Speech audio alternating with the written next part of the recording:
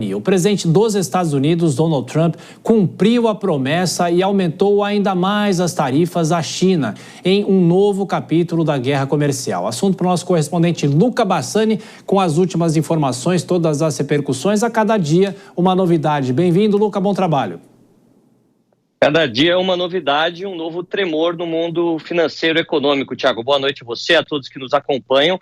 Depois de ter ameaçado a China com novas tarifas adicionais no dia de ontem, Donald Trump acabou confirmando mais 50% a tudo aquilo que já vinha sendo colocado como tributo sobre os produtos chineses. Com isso, alguns produtos, alguns bens provenientes da China poderão chegar a mais de 104% de tributação, o que obviamente eleva o preço para mais do que o dobro daquilo que já é praticado e preocupa bastante os mercados, considerando esta simbiose, né, entre as empresas norte-americanas, as indústrias norte-americanas e chinesas, que tem grande parte do seu processo de produção compartilhado. A gente vê que, por enquanto, o mercado ainda não sentiu essas respostas, porque quando isso foi confirmado, grande parte das bolsas, tanto na Europa quanto na Ásia, estavam fechados. Obviamente que a Ásia, estando mais ao leste, vai começar a mostrar os resultados disso durante as próximas horas. Durante o Jornal da Manhã já traremos os primeiros impactos, que são vistos como preocupantes por grande parte dos economistas,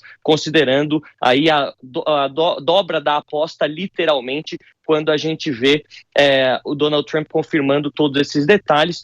Hoje, a Casa Branca também concedeu uma espécie de entrevista a vários jornalistas, dizendo que isso é apenas o começo e apenas uma das maneiras de tentar recuperar a industrialização dos Estados Unidos, que foi perdida para a Ásia durante as gestões anteriores, sempre culpando os democratas na parte do seu discurso, como fez Catherine Leavitt, a porta-voz da Casa Branca. Ô, Luca, mas algumas questões vêm chamando a atenção. Declarações de Elon Musk têm mostrado uma certa contrariedade em relação ao tarifaço de Donald Trump, é isso? O Elon Musk, que é um dos principais secretários indiretos, né, do Departamento de Eficiência Governamental, chamou um dos principais assessores comerciais de imbecil, em inglês o termo moron, que acabou fazendo com que isso repercutisse muito mal e muitos, inclusive, dissessem que a sua saída do governo já é quase certa. Muitos, na semana passada, disseram, né, muitos rumores surgiram de que havia uma série de problemas, divergências entre Elon Musk e Donald Trump, e por isso o bilionário, o homem mais rico do mundo, deixaria o governo, apesar do seu endosso formal durante a campanha e também no começo desta nova administração republicana. Muitos apontam que esta problemática ela se dá pelo fato de Elon Musk ter parte das suas empresas com produção na China. A própria Tesla produz carros na China e também essas tarifas serão diretamente sentidas pelas suas empresas e tantas outras americanas que têm parte da produção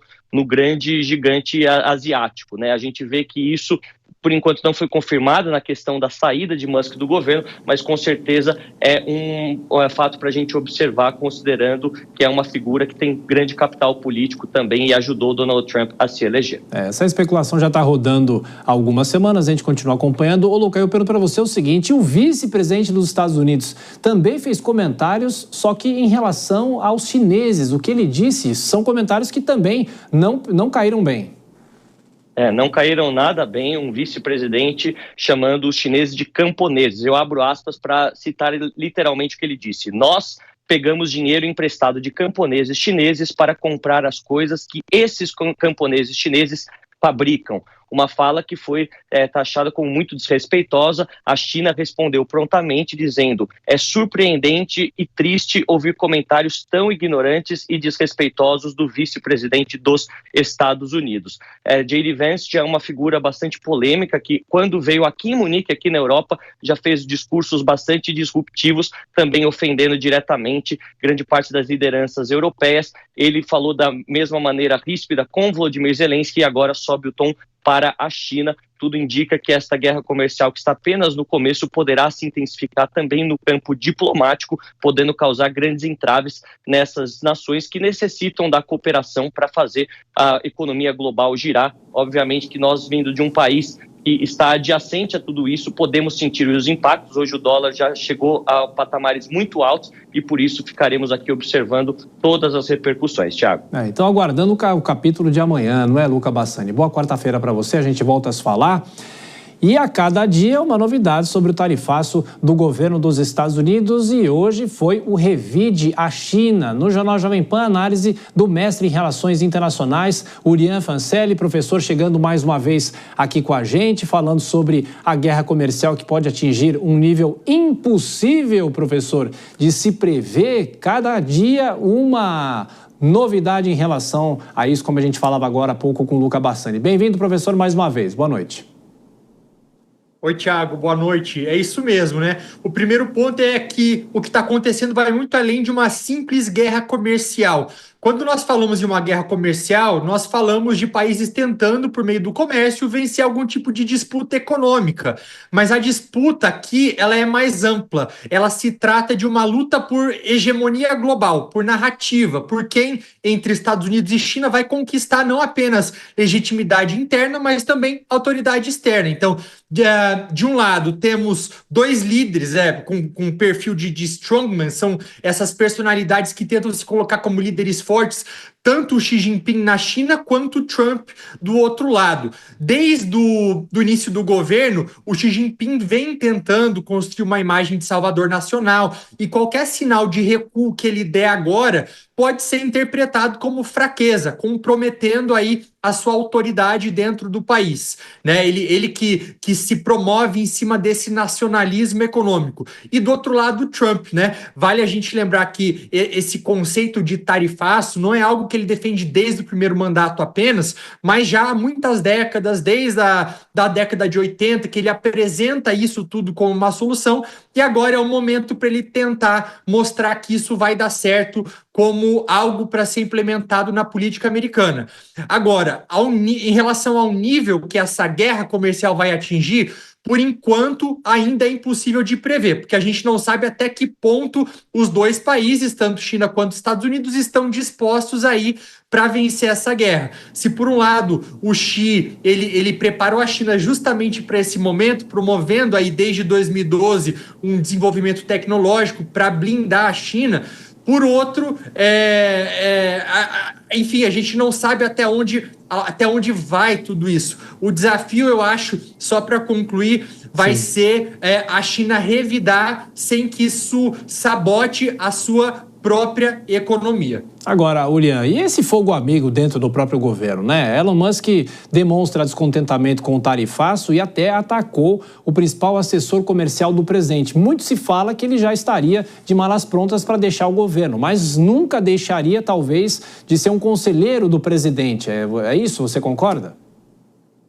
É fogo no parquinho que fala, né? Esse fogo amigo. O que aconteceu foi exatamente isso que o Luca Bassani contou pra gente. Houve uma discordância, houve uma crítica por parte do Peter Navarro, que disse que o Elon Musk ele não era um construtor de carros, mas sim um montador de carros, porque ele acabava importando a maior parte das suas peças de países como China, como Japão, baterias, e apenas montava nos Estados Unidos, ou seja, ele estava desmerecendo a Tesla, e aí o Elon Musk ele ficou muito chateado com isso, chamou o Peter Navarro de idiota, disse que o Navarro, que o que ele disse era falso e ainda completou dizendo que o Navarro era mais burro do que um saco de tijolos. E depois ainda foi debochado pedindo desculpa para os tijolos, dizendo que foi injusto com eles. Então, mas por que isso é importante? O que isso mostra para a gente? Que existem duas visões econômicas divergentes dentro do trumpismo. Se por um lado tem o Peter Navarro, né, como esse conselheiro do Trump, ele que defende um protecionismo econômico muito forte,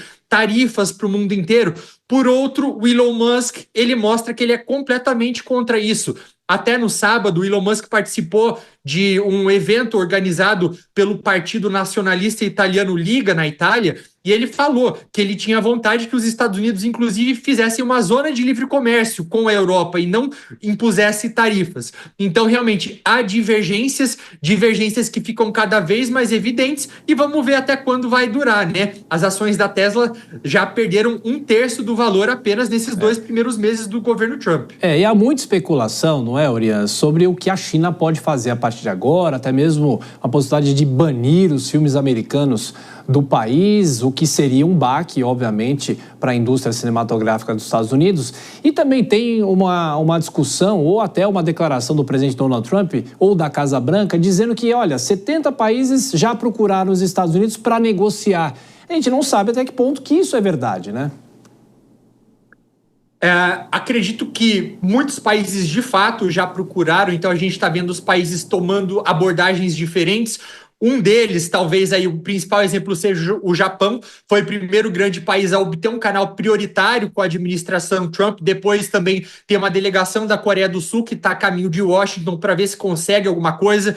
O Netanyahu também de Israel, naquela visita recente à Casa Branca, ele fez algumas promessas, como, por exemplo, zerar o superávit comercial com os Estados Unidos. O Trump, ele não garantiu, ele até acabou falando o seguinte, a gente já ajuda Israel o suficiente. Então, os países vão cortejar o Trump, não há dúvidas disso. A China é uma exceção, mas fato é que o Trump sempre vai tentar vender tudo isso como uma vitória, como se os países estivessem fazendo justamente aquilo que ele sempre quis que os países fizessem. E só para complementar, uma frase que está estampada no site do The New York Times: Wall Street explode de raiva sobre a estupidez tarifária, a repercussão também nos jornais americanos. Uri, a gente volta a se falar sempre. Valeu mais uma vez pela sua participação aqui no Jornal Jovem Pan. Bom descanso, até a próxima. Obrigado, até a próxima. Até. Boa noite.